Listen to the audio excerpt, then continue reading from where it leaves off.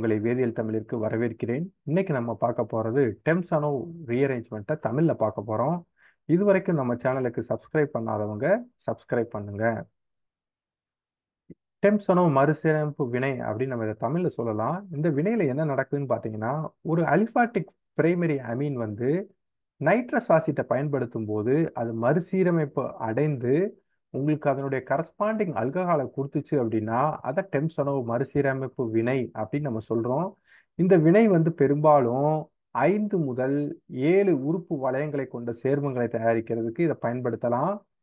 அது மட்டும் இல்லாம இந்த வினையில வந்து பாத்தீங்க அப்படின்னா ரிங் கான்ட்ராக்ஷன், அதாவது ரிங் வந்து வளைய குறுக்கமும் நடக்கும், அதே நேரத்துல வளையம் வந்து எக்ஸ்பான்ஷன், அதாவது ரிங் எக்ஸ்பான்ஷனும் வந்து இது நடக்கும் இந்த வினையில.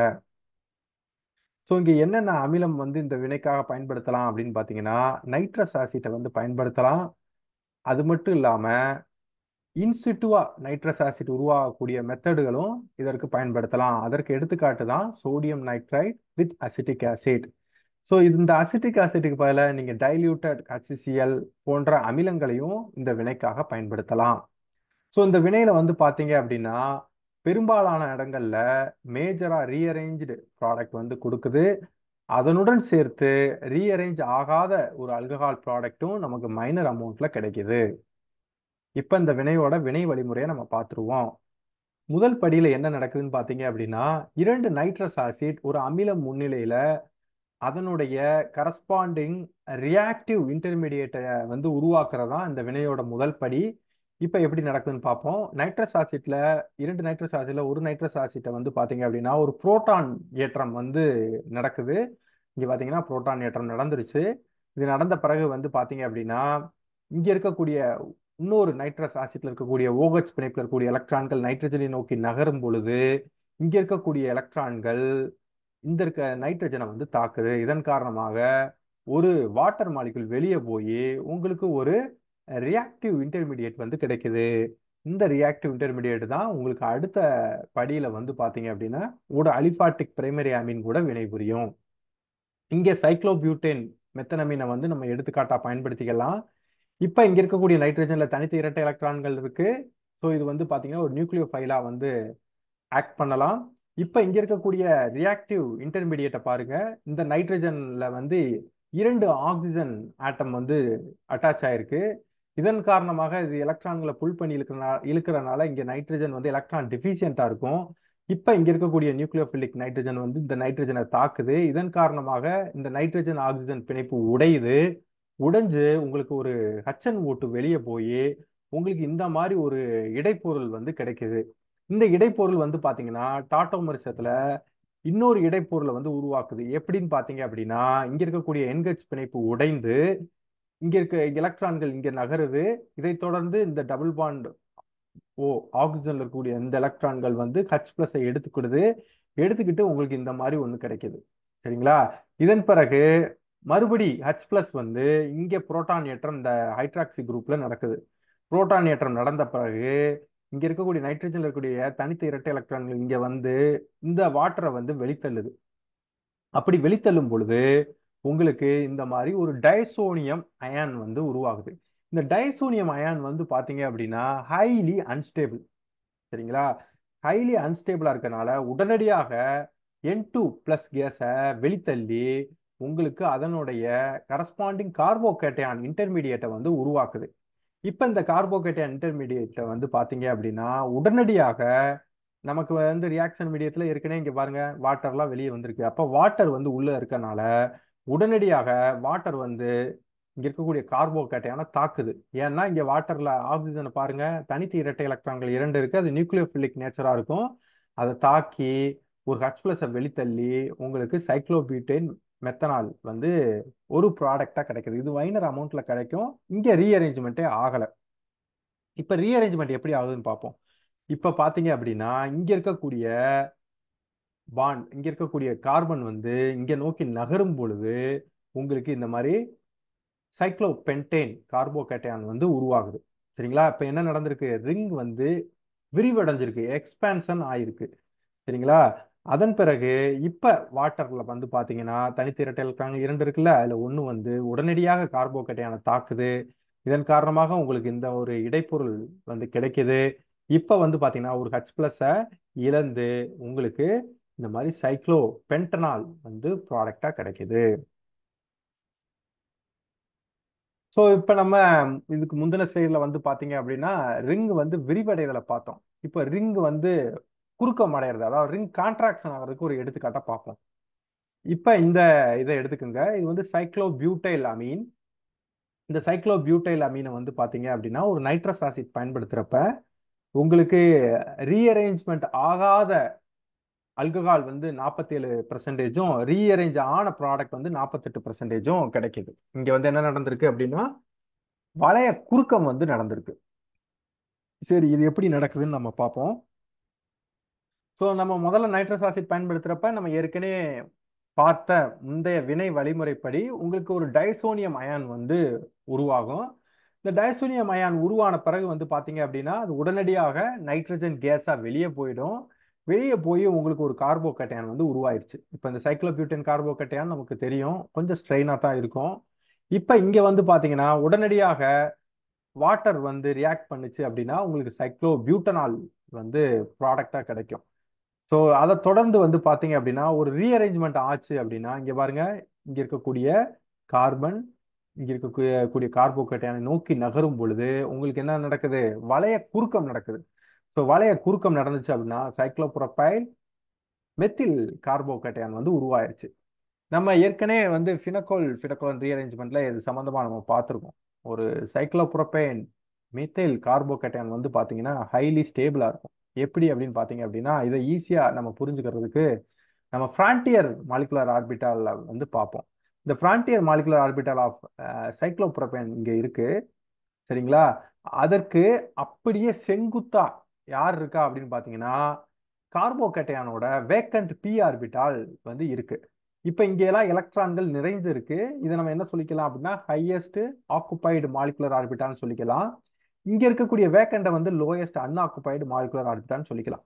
இந்த ரெண்டுமே வந்து பாத்தீங்கன்னா செங்குத்தா இருக்கிறனால எஃபெக்டிவா வந்து பாத்தீங்கன்னா எலக்ட்ரான்கள் வந்து ஹையஸ்ட் ஆக்குபைடு மாலிகுலர் ஆர்பிட்டல் இருந்து லோயஸ்ட் அன்ஆக்குபைடு மாலிகுலர் ஆர்பிட்டாலுக்கு நகரும். சரிங்களா?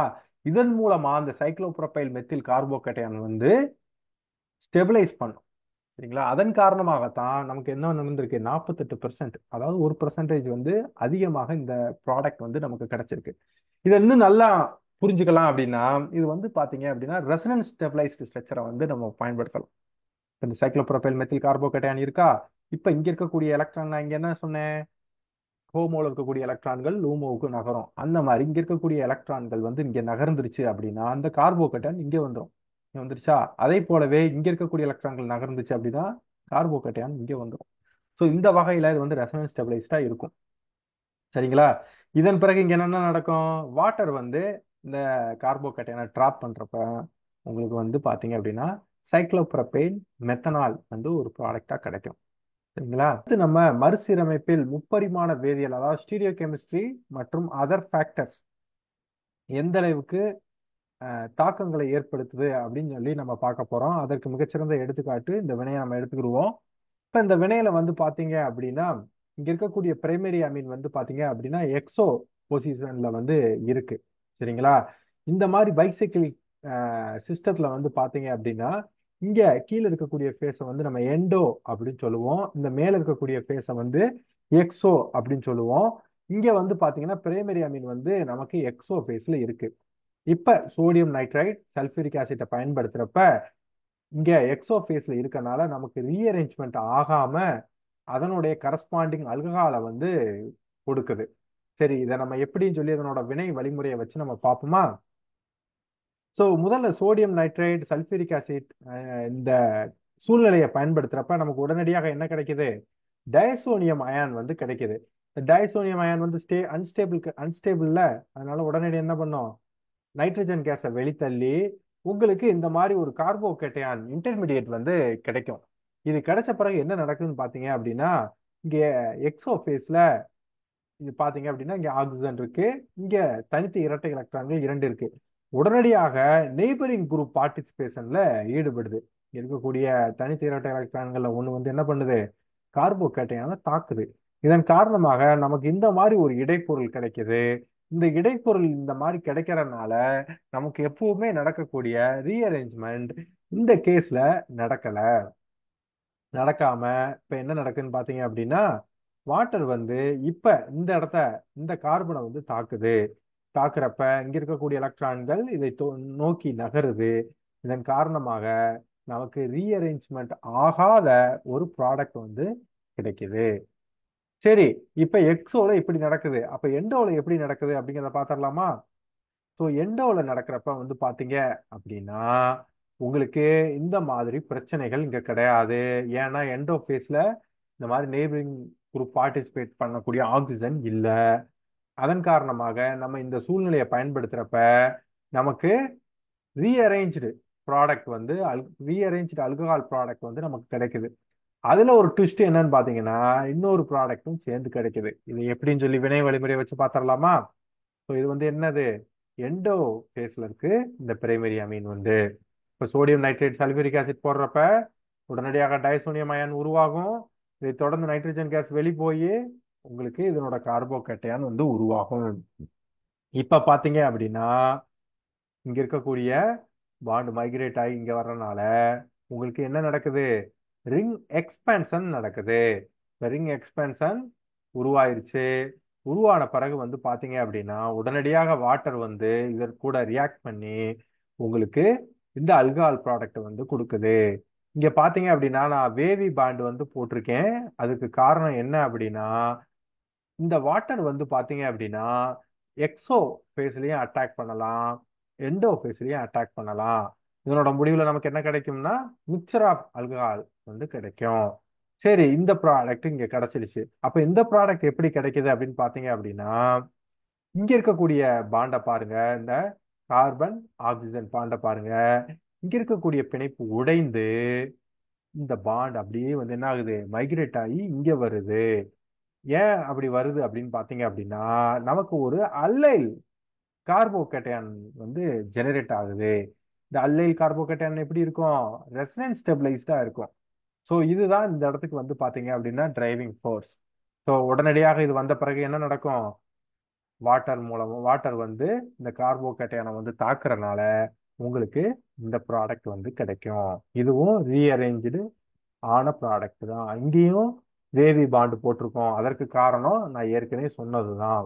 இந்த மாதிரி ஒரு சப்ஸ்ட்ரேட், அதாவது நம்மளோட ஸ்டார்டிங் காம்பவுண்டோட ஸ்டீரியோ கெமிஸ்ட்ரி இந்த வினையோட போக்க, அதனுடைய செலக்டிவிட்டியை எப்படி மாத்துது அப்படிங்கிறதுக்கு இந்த இரண்டு வினைகளும் மிகச்சிறந்த எடுத்துக்காட்டா திகழுது. ஸோ அடுத்து நம்ம சில எடுத்துக்காட்டுகளை பார்ப்போம். முதல் எடுத்துக்காட்டு பார்த்தீங்கன்னா சைக்ளோ புரப்பேல் மீத்தேன் அமீனை வந்து ஒரு நைட்ரஸ் ஆசிட்டை பயன்படுத்துறப்ப நமக்கு வந்து ரீஅரேஞ்ச்மெண்ட் ஆன ப்ராடக்ட்டும் ரீஅரேஞ்ச்மெண்ட் ஆகாத ப்ராடக்ட்டும் நமக்கு கிடைக்குது. இல்லை, ரீஅரேஞ்ச்மெண்ட் ஆகாத ப்ராடக்ட் வந்து மேஜராக கிடைக்குது. இதுக்கு நம்ம ஏற்கனவே இதுக்கான விளக்கத்தை வந்து நமக்கு முந்தைய ஸ்லேடுகளில் பார்த்துட்டோம். ஏன் அப்படின்னா சைக்ளோப்ரோபைல் மெத்தில் கார்போகேட்டன் வந்து ரொம்ப ஸ்டேபிள், அதனால அது மேஜராக கிடைக்குது. சைக்ளோ பியூட்டனால் அதாவது ரீஅரேஞ்ச்மெண்ட் ஆன ப்ராடக்ட் வந்து மைனராக கிடைக்குது. ஸோ இது அடுத்த எடுத்துக்காட்டு. இந்த எடுத்துக்காட்டில் பார்த்தீங்க அப்படின்னா சைக்ளோ பென்டேன் மேத்தேனமின் இருக்கு. இது நைட்ரஸ் ஆசிட் பயன்படுத்துறப்ப உங்களுக்கு உடனடியாக டைசோனியம் அயான் உருவாகும்.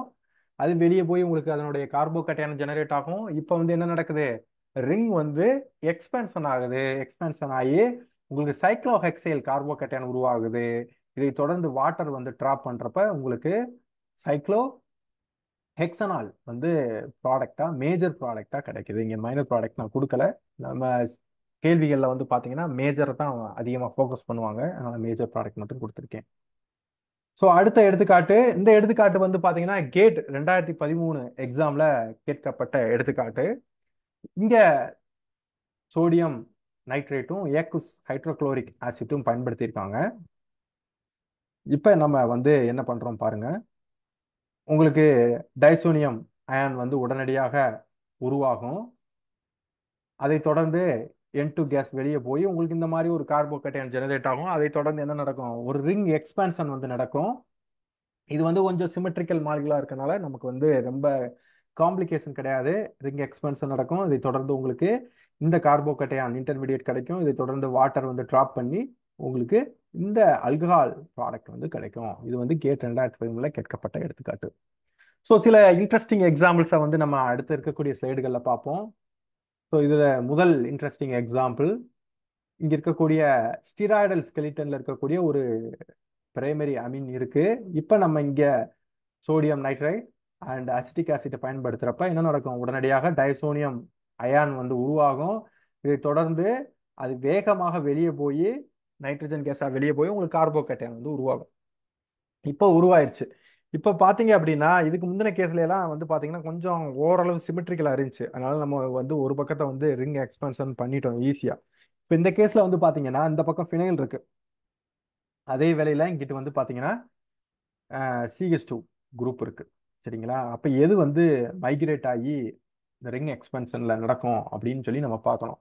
ஸோ இந்த மாதிரி ரிஜிட் ரிங் சிஸ்டத்துல நம்ம ஏற்கனவே நம்ம என்ன படிச்சிருக்கோம் அப்படின்னா எந்தது வந்து ஆன்டி பெரிப்ளேனரா இருக்கோ அதான் வந்து ஈஸியா வந்து மைக்ரேட் ஆகும் அப்படின்னு படிச்சிருக்கோம். ஸோ இந்த சிஸ்டத்தை நம்ம எப்படி பண்ணி பார்த்துக்கலாம் அப்படின்னா இதை வந்து இந்த மாதிரி சேர் ஃபார்ம்ல போட்டோம் அப்படின்னா நமக்கு ஈஸியா அண்டர்ஸ்டாண்ட் பண்ணிக்கலாம். இப்போ இங்க இதன் படி பார்த்தோம் அப்படின்னா இங்க இருக்கக்கூடிய ஃபினைல் குரூப் வந்து மைக்ரேட் ஆகுது. ஏன்னா அது வந்து பெர்ஃபெக்டா வந்து ஆன்டி பெரிப்ளேனரா இருக்கனால உங்களுக்கு இந்த ஃபினைல் குரூப் மைக்ரேட் ஆகி உங்களுக்கு ஒரு ரிங் எக்ஸ்பான்ஷன் ஆகுது. ரிங் எக்ஸ்பான்ஷன் ஆகி அப்புறம் ஒரு கார்போகேட்டையான் வந்து ஜெனரேட் ஆகுது. சரிங்களா? ஸோ இதன் பிறகு வந்து பாத்தீங்க அப்படின்னா வாட்டர் வந்து கீழ்ப்புறமாக தாக்குது. இது வந்து பாத்தீங்கன்னா எனர்ஜி, அதாவது என்ன சொல்றது, ஸ்டீரியோ செலக்டிவ் ரியாக்ஷனா இங்க நடக்குது. நம்ம இதுக்கு முந்தின ஒரு கேஸ்ல பார்த்தோம். என்ன பார்த்தோம் அப்படின்னா வாட்டர் வந்து மேல் புறமும் அட்டாக் பண்ணலாம், கீழ்ப்புறமும் அட்டாக் பண்ணலாம் அப்படின்னு சொல்லி பார்த்தோம். பட் இந்த கேஸ்ல வந்து பாத்தீங்க அப்படின்னா செலக்டிவா ஒரே ஒரு ஐசோமர் மட்டும் கிடைச்சிருக்கு. ஸோ இதற்கு நம்ம என்ன சொல்லலாம் அப்படின்னு பாத்தீங்க அப்படின்னா அதோட ஸ்ட்ரக்சரல் அரேஞ்ச்மெண்ட் தான் அதற்கு காரணம். சரிங்களா? ஏன் அப்படின்னா இந்த மெத்தில் குரூப் இருக்குல்ல, இந்த மெத்தில் குரூப் வந்து பாத்தீங்கன்னா ஹைலி சீல்டு பண்ணும். அந்த மேல் பகுதியை சீல்டு பண்றதுனால உங்களுக்கு வரக்கூடிய வாட்டர் மாலிகுல் வந்து கீழ்ப்புறமா தாக்கும். சரிங்களா? இதுக்கு வந்து சிறந்த விசுவலைசேஷன் நம்ம நெக்ஸ்ட் ஸ்லைட்ல பார்ப்போம். அதை பார்த்துட்டு அதை பார்த்தோம் அப்படின்னா உங்களுக்கு ஈஸியா புரியும் ஏன் வந்து நம்ம வாட்டர் மாலிகுல் வந்து கீழ்ப்புறமா தாக்குச்சு அப்படிங்கிறத நம்ம பார்க்கலாம். இதன் மூலமா நம்ம ஈஸியா புரிஞ்சுக்கலாம் ஏன் வந்து அந்த பர்டிகுலர் இந்த கேஸ்ல வந்து பாத்தீங்க அப்படின்னா வாட்டர் வந்து கீழ்ப்புறமா அட்டாக் பண்ணி நமக்கு அந்த ப்ராடக்ட் ஏன் உருவாயிருக்கு அப்படிங்கிறத நம்ம தெரிஞ்சுக்கலாம். இப்போ வந்து பாத்தீங்க அப்படின்னா அது ஒரு ரிஜிட் ரிங் சிஸ்டம். அதோட எக்ஸ்ரே ஸ்ட்ரக்சர் பாத்தீங்களா எப்படி இருக்கு அப்படின்னு. இப்போ பாத்தீங்க அப்படின்னா இந்த இடம் தான் ஹைட்ராக்சி குரூப் இருக்கு. இந்த ஹைட்ராக்சி குரூப் எங்க இருந்து வந்துச்சு அப்படின்னா வாட்டர்ல இருந்து வந்துச்சு. சரிங்களா? இது வந்து பாத்தீங்கன்னா கீழ்ப்புறமா அட்டாக் பண்ணனால அது கீழ்ப்புறமா இருக்கு. சரி, ஏன் மேல்புறமா அட்டாக் பண்ணல அப்படின்னு பாத்தீங்க அப்படின்னா மேல்புறத்துல இது ஒரு மெத்தில் குரூப் இருக்கு. தெரியுதா உங்களுக்கு? இந்த மெத்தில் குரூப் வந்து அப்படியே வந்து பாத்தீங்க அப்படின்னா ஸ்டெரிக்கலி க்ரௌடடா இருக்கு இந்த இடமே. சரியா? ஆனா கீழ்ப்புறம் பாருங்க அந்த அளவுக்கு ஸ்டெரிக்கலி க்ரௌடடா இல்லை. அதன் காரணமாக நமக்கு வாட்டர் வந்து கீழ்ப்புறமா தாக்கி நமக்கு ஸ்டீரியோ செலக்டிவா ப்ராடக்ட் வந்து கிடைக்குது. அடுத்து நம்ம பார்க்க போறது இன்னும் சில எடுத்துக்காட்டுகளை நம்ம பார்க்க போறோம். ஸோ இங்க இருக்கக்கூடிய எடுத்துக்காட்ட பாருங்க. இங்க ஒரு பிரைமரி அமீன் வந்து இருக்கு. இப்ப நம்ம இந்த மிக்சரை பயன்படுத்துறப்ப உங்களுக்கு என்ன நடக்கும்? உடனடியாக டைசோனியம் அயான் வந்து உருவாயிரும். உருவான பிறகு வந்து பாத்தீங்கன்னா இது வெளியே போயிடும். நைட்ரஜன் கேஸா வெளியே போய் உங்களுக்கு கார்போகேட்டையான் ஜெனரேட் ஆயிடுச்சு. இது வரைக்கும் நம்ம என்ன பார்த்தோம் அப்படின்னா ரிங் எக்ஸ்பான்ஷன் வந்து நிறைய பார்த்துக்கிட்டே வந்தோம். சரிங்களா? இந்த வினை வந்து ஒரு எடுத்துக்காட்டு வளைய குறுக்கம் நடக்கிறது. சரிங்களா? இப்ப என்ன பாத்தீங்க அப்படின்னா முந்தின எக்ஸாம்பிள்ல பார்த்த மாதிரியே இங்க வந்து பாத்தீங்க அப்படின்னா இந்த CH2 அதாவது இந்த கார்பன் வந்து பாத்தீங்க அப்படின்னா எக்ஸாக்டா ஆன்டி பெரிப்ளேனரா இருக்கனால இது உடனடியாக மைக்ரேட் ஆகுது. இது மைக்ரேட் ஆகுறப்ப நமக்கு இந்த மாதிரி ஒரு கார்போகேட்டன் இன்டர்மீடியட் கிடைக்குது. இது உடனடியாக வாட்டர் டிராப் பண்றதுனால நமக்கு இந்த அல்கஹால் ப்ராடக்ட் வந்து நமக்கு கிடைக்குது.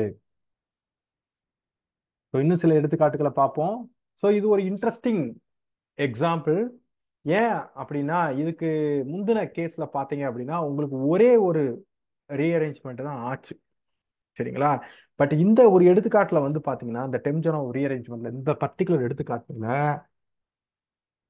ரெண்டு ரீஅரேஞ்ச்மெண்ட் அதாவது கன்சிக்யூட்டிவ் தொடர்ந்து நடக்குது. எப்படின்னு பார்ப்போம். தொடர்ந்து நடந்து நமக்கு அதனுடைய கரஸ்பாண்டிங் அல்கஹாலை வந்து கொடுக்குது.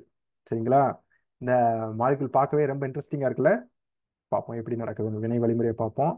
உங்களுக்கு இந்த மிக்சர் பயன்படுத்துறப்ப என்ன நடக்கும்? உடனடியாக டைசோனியம் அயான் வந்து உருவாயிரும்.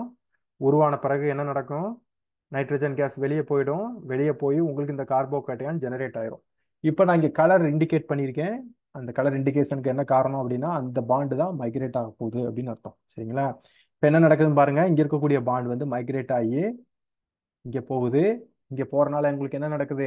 ரிங் வந்து எக்ஸ்பேன்ஷன் ஆகுது. ரிங் எக்ஸ்பேன்ஷன் ஆனிச்சு அப்படின்னா உங்களுக்கு இந்த மாதிரி இடைப்பொருள் கார்போகேட்டையான் வந்து கிடைக்கும். சரிங்களா? இதுக்கு முந்தின ஸ்டெப்ல என்ன பார்த்துருப்போம்? ஜஸ்ட் ஒரு ரிங் எக்ஸ்பேன்ஷன் ஆர் ரிங் வந்து கான்ட்ராக்ஷன் ஆச்சுன்னா அதுக்கு அடுத்து வாட்டர் வந்து ட்ராப் ஆகும் அப்படின்னு பார்த்துருப்போம். பட் இந்த கேஸ்ல அப்படி ஆகல. அது ஏன்னு சொல்லி நான் பின்னாடி சொல்றேன். இப்ப உங்களுக்கு இங்க கார்போகேட்டையான் உருவாயிருச்சு. உருவான பிறகு பாத்தீங்கன்னா இன்னொரு மைக்ரேஷன் வந்து நடக்குது. இங்க இருக்கக்கூடிய CH2 வந்து பாத்தீங்க அப்படின்னா இங்க இருக்கக்கூடிய கார்பன், இந்த கார்பன் அப்படியே மைக்ரேட் ஆகி இங்க வருது. ஸோ இங்க வர்றப்ப உங்களுக்கு இந்த மாதிரி ஒரு இடைப்பொருள் கார்போகேட்டையான் உருவாகுது. இதை தொடர்ந்து வந்து பாத்தீங்கன்னா வாட்டர் வந்து இந்த கார்போகேட்டையானை தாக்கி H+ இழந்து உங்களுக்கு இந்த கரஸ்பாண்டிங் அல்கஹாலை கொடுக்கும். ஸோ இதை வந்து நம்ம இந்த வடிவத்திலையும் நம்ம எழுதலாம். சரிங்களா? ஸோ இப்போ வந்து என்ன அப்படின்னா ரிலேட்டிவ் ஸ்டெபிலிட்டி நம்ம பார்க்கணும். சரிங்களா? ரிலேட்டிவ் ஸ்டெபிலிட்டினா இப்போ இங்க இருக்கக்கூடிய மாலிகுல்ல நீங்க வாட்டர் போட்டு ஒரு அல்கஹால் உருவாக்குறீங்க அப்படின்னா அந்த மாலிகுலோட ஸ்டெபிலிட்டியும் இந்த ஃபைனலா கிடைக்கக்கூடிய மாலிகுலோட ஸ்டெபிலிட்டியும் பார்க்கணும். இந்த ரெண்டோட ஸ்டெபிலிட்டியை வச்சு நம்ம அந்த கண்ணோட்டத்துல பார்க்குறப்ப இந்த அல்கஹால் காம்பவுண்ட் வந்து பாத்தீங்கன்னா ஸ்டேபிளா இருக்கு. சரிங்களா? அதன் காரணமாக இந்த வினை வந்து இதனுடைய நிக்காம இது ரொம்ப ஸ்டேபிள் அப்படிங்கிறனால ஃபர்தரா ஒரு ரீஅரேஞ்ச்மெண்ட் ஆகி உங்களுக்கு இந்த அல்கஹாலை கொடுக்குது. ஸோ இந்த மாதிரி எக்ஸாம்பிள்ஸ் வந்து பாத்தீங்கன்னா ரொம்ப குறைவு. இது ஒன் ஆஃப் த எக்ஸாம்பிள்ஸ் டெம்ஜெனோ ரீஅரேஞ்ச்மெண்ட்ல. இது வந்து ஒரு அன்யூசுவல் டெம்ஜெனோ ரீஅரேஞ்ச்மெண்ட். இங்க சில தன்மதிப்பீடு வினாக்கள் வந்து நான் கொடுத்துருக்கேன். உங்களோட ஓய்வு நேரத்துல இதை நீங்க முயற்சி செஞ்சு பாருங்க. இதனோட விடைகளை வந்து பாத்தீங்கன்னா நம்ம கம்யூனிட்டி பேஜ்ல இன்னும் ஒரு 2 நாட்கள்ல நான் வந்து பதிவேற்றம் செய்கிறேன். உங்களுக்கு நேரம் இருந்தா இதை முயற்சி செஞ்சு பாருங்க. இந்த வினையோட முடிவுக்கு நம்ம வந்துட்டோம். உங்களுக்கு இந்த காணொளி பிடிச்சிருந்துச்சுன்னா லைக் பண்ணுங்க, ஷேர் பண்ணுங்க, கமெண்ட் பண்ணுங்க. நம்ம சேனலுக்கு சப்ஸ்கிரைப் பண்ணாதவங்க இருந்தா சப்ஸ்கிரைப் பண்ணுங்க. ஸோ இந்த புத்தகங்கள்ல இருந்து இந்த வினையோட முக்கியமான சில கருத்துக்களை நான் வந்து இந்த புத்தகங்கள்ல இருந்து நான் எடுத்திருக்கேன். உங்களுக்கு தேவைப்பட்டுச்சுன்னா நீங்களும் இந்த புத்தகங்கள்ல போய் நீங்க பார்த்துக்கலாம். ஸோ மீண்டும் அடுத்த ஒரு வினையில் உங்களை சந்திக்கும் வரை உங்களிடமிருந்து விடைபெறுவது உங்கள் வேதியியல் தமிழ். அதுவரை நன்றி நண்பர்களே.